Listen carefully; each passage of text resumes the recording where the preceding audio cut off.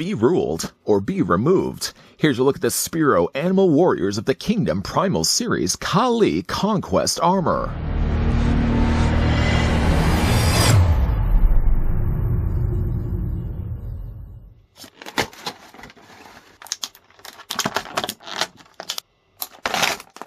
Reigning over all of the great animal houses, this tyrannical leader rules with an iron paw. Just before we look at the self-appointed king of the animal kingdom, I'd like to first thank the folks over at Spero Toys that did provide this sample of Kali, the Conquest armor version, that we could have a look at in this review. If you guys are interested and would like to see more from Spero Toys, you can go to www.sperotoys.com, including their line of animal warriors of the kingdom.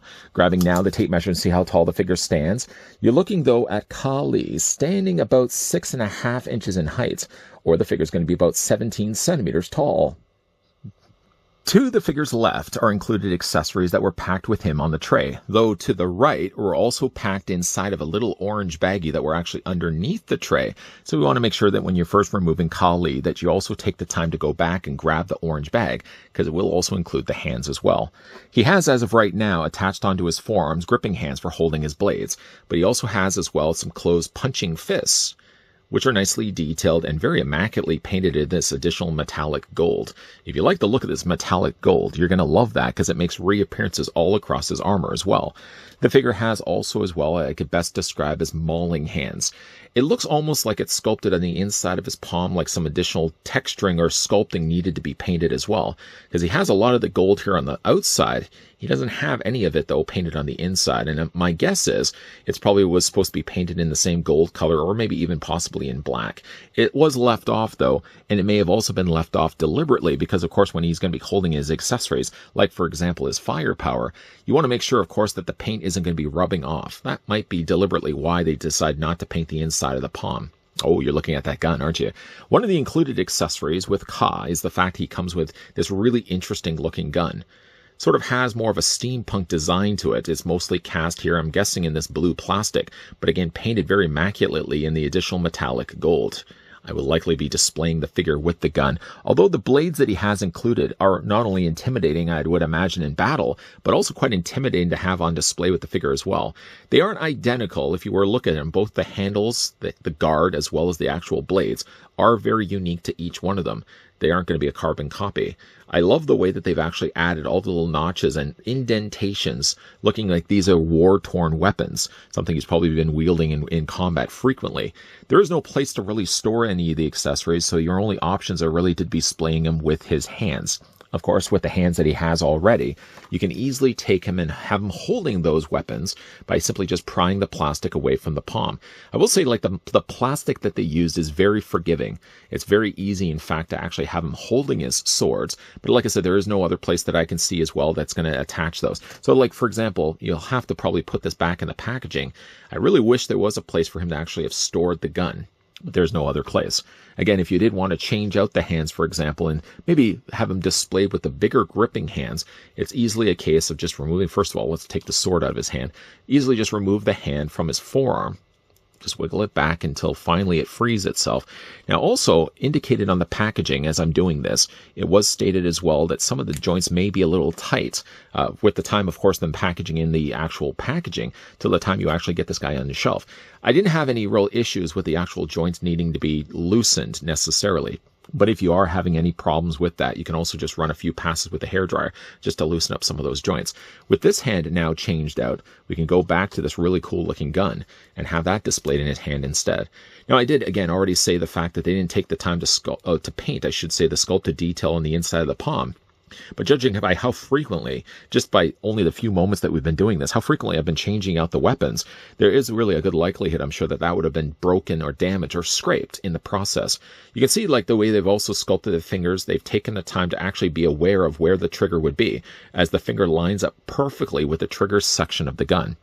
I really like the look of that gun, though. Again, I wish there was a place to actually store the blades. Not that you really would be able to hold it against his cape, even if there was just like a little storage space or clips or something on the back of the figure's body. Because like, the accessories, I feel, are way too good to be putting back into the tray.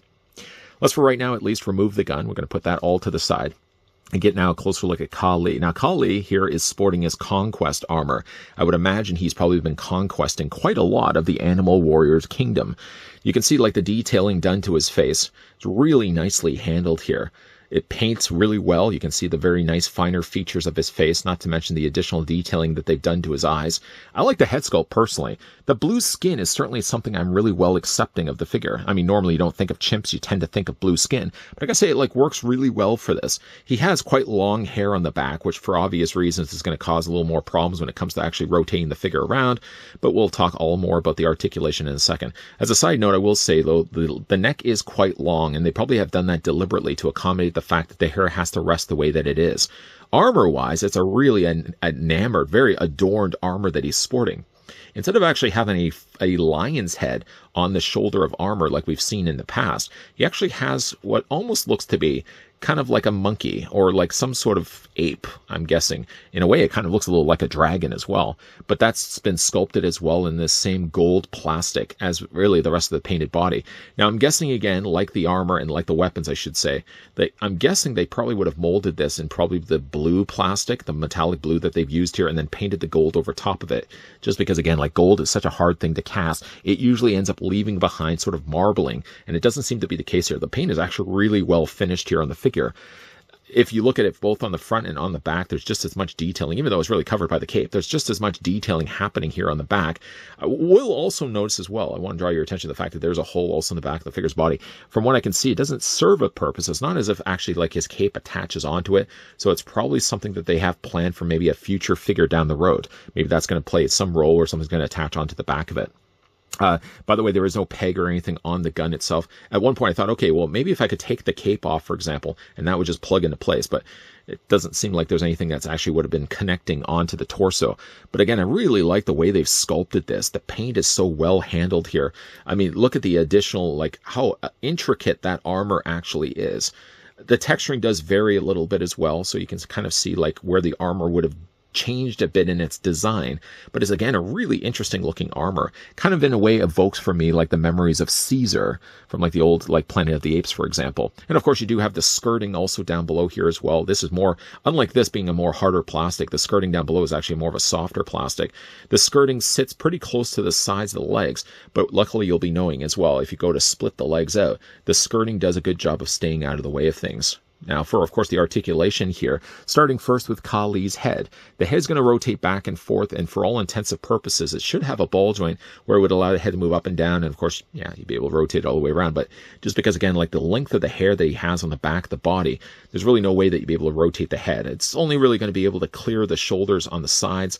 You wouldn't be able to rotate it all the way around. Upper torso is on a crunch, so not only can you move it back and forth this way, but it also has a ratchet joint from what I can hear as well. So there's a lot of durability done behind the scenes to really ensure that these animal warriors of the kingdom are well-constructed figures. You can see the wide range of motion just from this alone. And then, of course, you got the additional articulation with that crunch that he has in his torso, really giving him a far reach backward as well forward as well.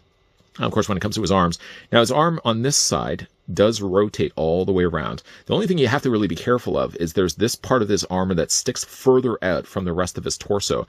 Be careful though, because while you are rotating it, you really don't want to start to wear and scrape away the paint. The arm does hinge out at 90 degrees. He has a swivel at his bicep, and the figure also possesses a double hinge on his elbow.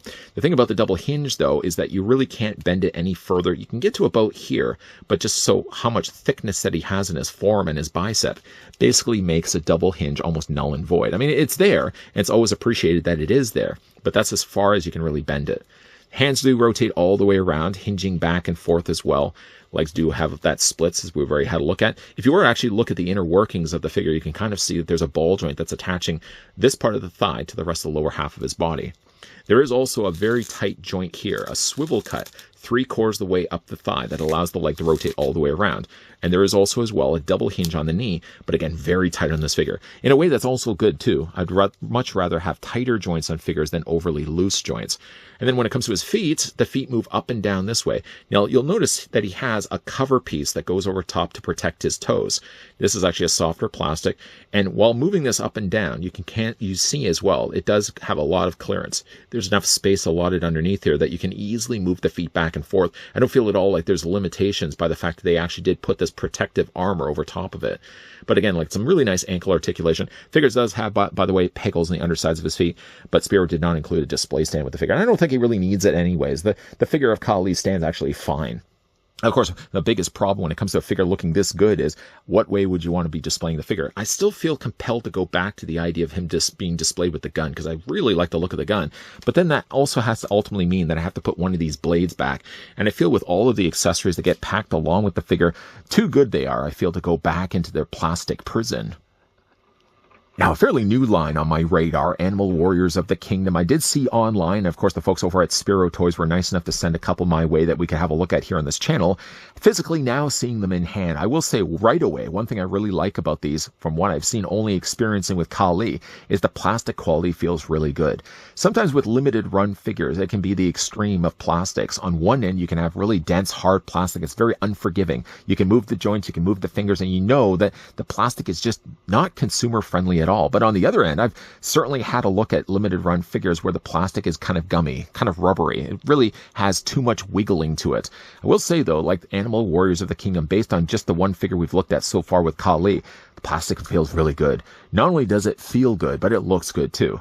The way that they've actually gone in and painted the gold so richly as they've done.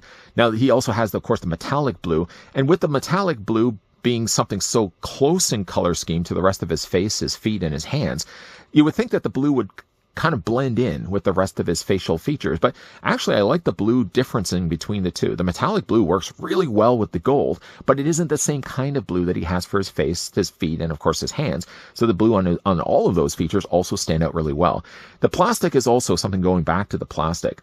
It did say actually even in fact on the packaging that if you had these figures and you're getting them now delivered to your house, that you may want to try to test first the waters when it comes to the joints. If the joints seem tight, obviously you may want to go in there and heat them up before you start to move them. I did notice though that the elbows on Kali were a little on the more tighter side, so I actually just heated them up a little bit prior to this review. And in fact, actually, even after doing this review, now into final looks, I've been able to loosen up the elbows just to leave even a little bit better, where I've now got the gun resting against his head as he's drawing his blade out to the rest of the kingdom, hoping that all of them will kneel down before him.